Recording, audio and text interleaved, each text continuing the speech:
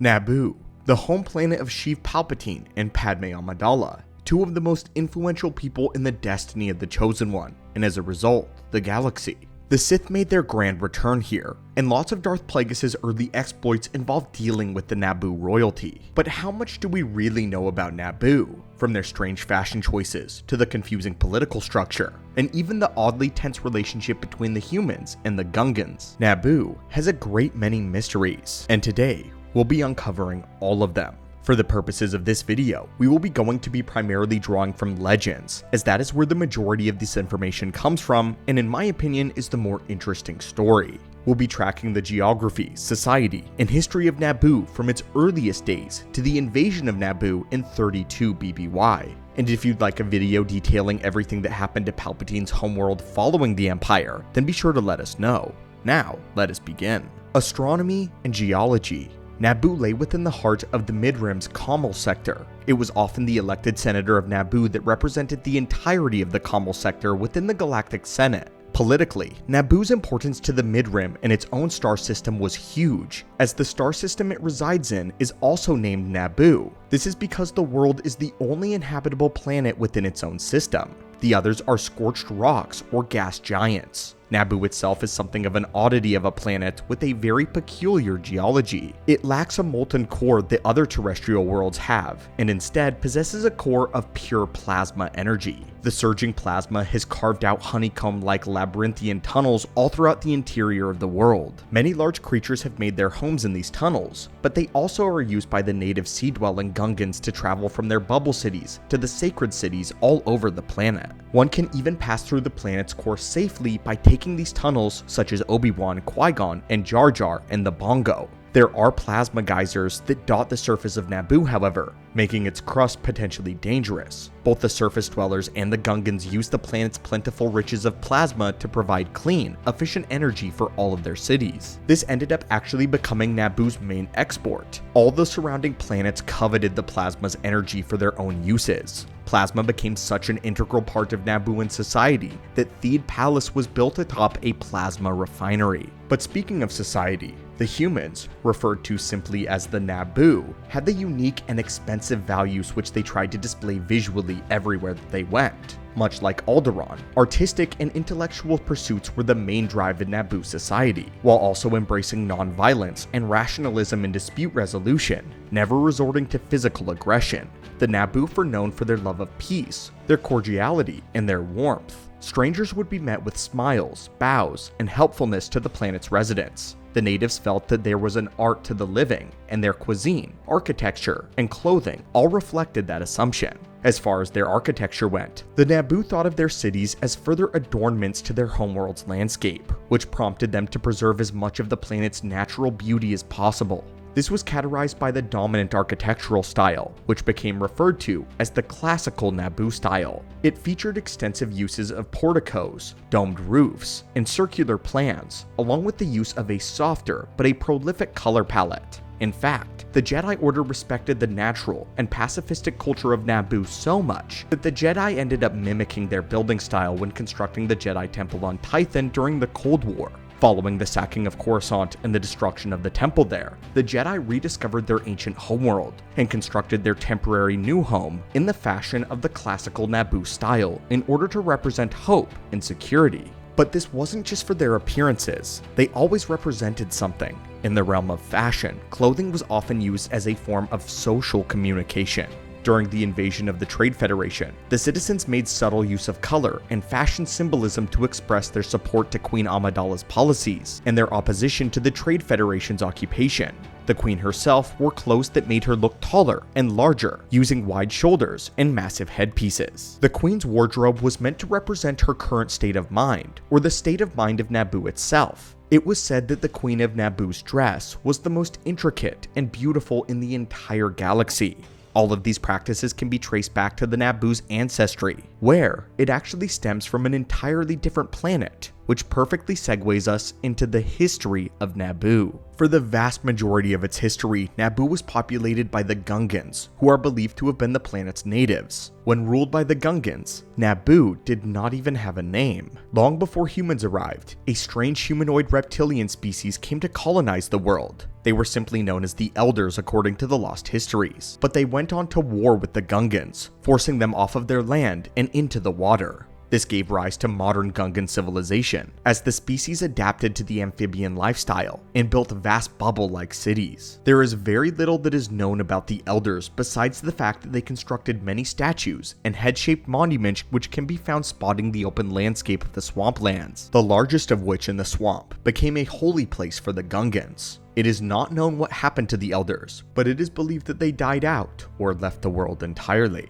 Both human and Gungan scientists alike agreed that their negligence to the environment caused their downfall. Eventually, the Gungans began to worship the head statues left behind as gods and began revering the swamp as their holy land. But because of these events, the warring Gungan tribes of Ankura and Otala united. They were the two separate branches of the Gungan race. Typically, the lanky, long-eared humanoids with the eye stalks comes to mind when we talk about the word Gungan. This is the Otala race, which Jar Jar belonged to. But the Ankura race was a separate branch with hooded eyes, green skin, and broader heads. This was the race that Boss Nass belonged to.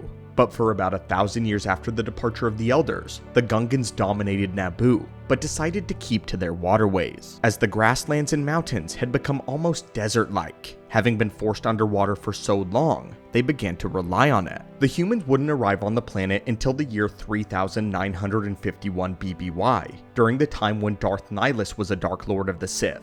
On the core world of Grismalat, Elis Nord Desaya ascended to the throne and dispatched a variety of expeditions across the galaxy. She was sponsoring an explorer by the name of Quillan, who took on a fleet of 3 ships to the planet. Upon discovering it, it was this Quillan who named the world Naboo. Naboo was given its name after the Grismalat deity known as Naboo, spelled Nabu. 50 years after this, it would be Quillan who would actually lead a group of settlers to colonize Naboo, as all of them were escaping a violent political uprising on their homeworld. They would crash land on the world in 3900 BBY, but under Quillan's leadership, the settlers began to establish a farming colony and would build up their numbers. To this day, many residents of Naboo believe that they can trace their ancestry all the way back to these first settlers. The early colonists did encounter the Gungans, but the natives were more or less indifferent to the humans. The Gungans labeled their new neighbors as the Naboo, and while neither species entirely trusted one another, conflicts were very rare. And despite the prejudices that existed between the Naboo and the Gungans, cooperation was not unknown. Although both civilizations turned a blind eye to it, they came to depend on one another for trade, which of course was conducted on the down low. Neither party wanted their respective societies to know how much they actually needed one another. In 3000 BBY, there was an entire Gungan civil war, where a warlord by the name of Rogo had began his reign of terror by destroying a sacred site with carnivorous beasts within. From that conflict, the vast city of the Gunga was founded, and this was to be the city for all Gungans, naming it Ota.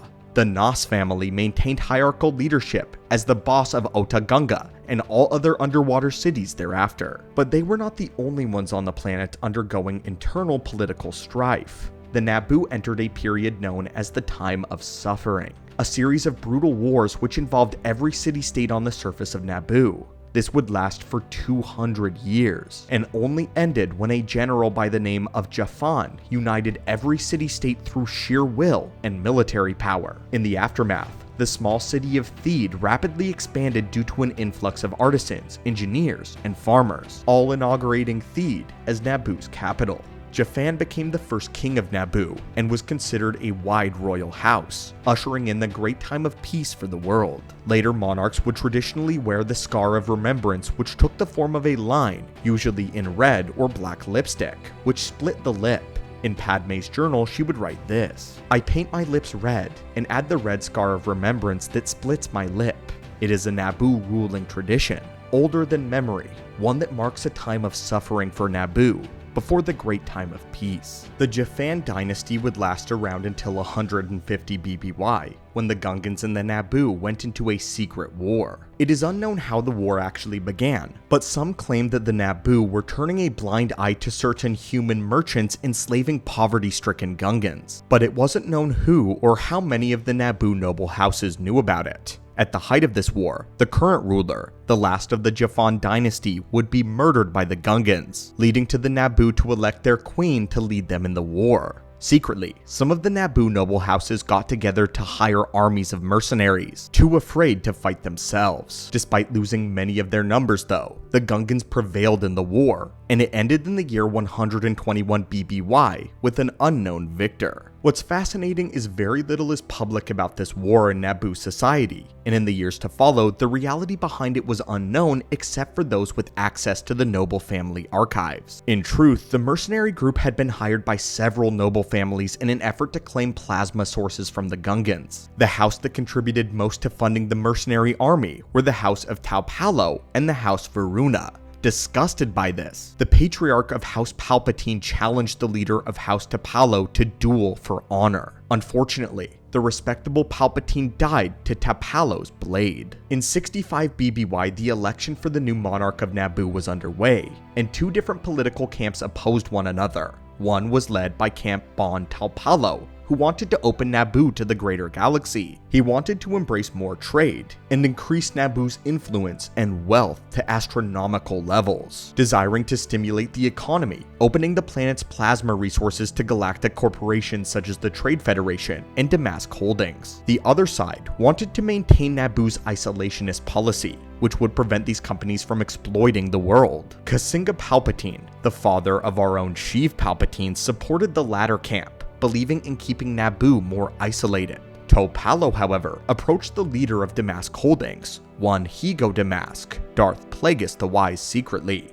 Sheev Palpatine actually supported Tapalo's campaign in secret and acted as a spy in his father's campaign. Sheev believed that Naboo needed to open itself to the rest of the galaxy, and he wanted to spite his father in the process. He leaked information surrounding the Gungan-Naboo War, information which discredited Taupalo's opponents when it was revealed that they were the same noble houses that initiated Naboo's attempt to enlist mercenaries. From behind the scenes, Sheev threw Naboo into political crisis. This attracted the attention of Higo Damask, and he took interest in Sheev.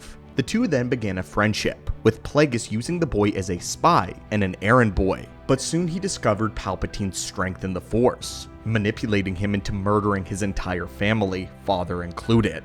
This fixed Darth Plagueis' problem and got Bon Taupalo into office, opening the plasma trade to the Trade Federation, and therefore Damask Holdings. He also then took Palpatine as his Sith apprentice, turning him into Darth Sidious. Palpatine would then go on to become the Senator of Naboo, and eventually Supreme Chancellor of the Republic, and Emperor. By the start of King Aris Vernuer's reign in 46 BBY, Naboo had become a major player in the interstellar plasma trade market. By 33 BBY, however, Naboo was aware of their inequitable agreement with the Trade Federation and protested it, wishing to be free from the exploitative contract. King Varuna first attempted to create the N1 Starfighter Corps to leverage a new negotiation from a place of strength, but this was obviously unpopular with the pacifist society of Naboo. So in a desperate move, Varuna allied himself with various criminal organizations, planning to sell Naboo's plasma at a more favorable rate to one of the worst of them,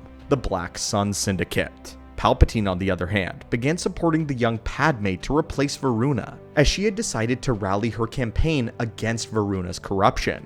Varuna saw Higo Damask as responsible for the initial unfair contract, and had attempted to assassinate Plagueis. However, the Sith Lord survived, causing Varuna to abdicate and flee into exile for fear of his life. He was subsequently found and murdered by Plagueis, who in his dying moments revealed that he was a Sith Lord. The young Padme Naboo, who took the regal name Amidala, ascended to the throne of Naboo in the year 33 BBY at only 14 years old. She promised to deal with the Trade Federation without violence, and to that end, she instructed Senator Palpatine to support the Senate proposal to enforce taxation on free trade zones, with the aim of curbing the Trade Federation's power and abuse. However, Sidious planned to use this to outrage the Trade Federation, goad them into blocking Naboo in protest, creating a confrontation that would destabilize the Republic. Which brings us to the blockade of Naboo, and the subsequent invasion of Naboo in 32 BBY. This of course would be the staging grounds for the Sith's grand return.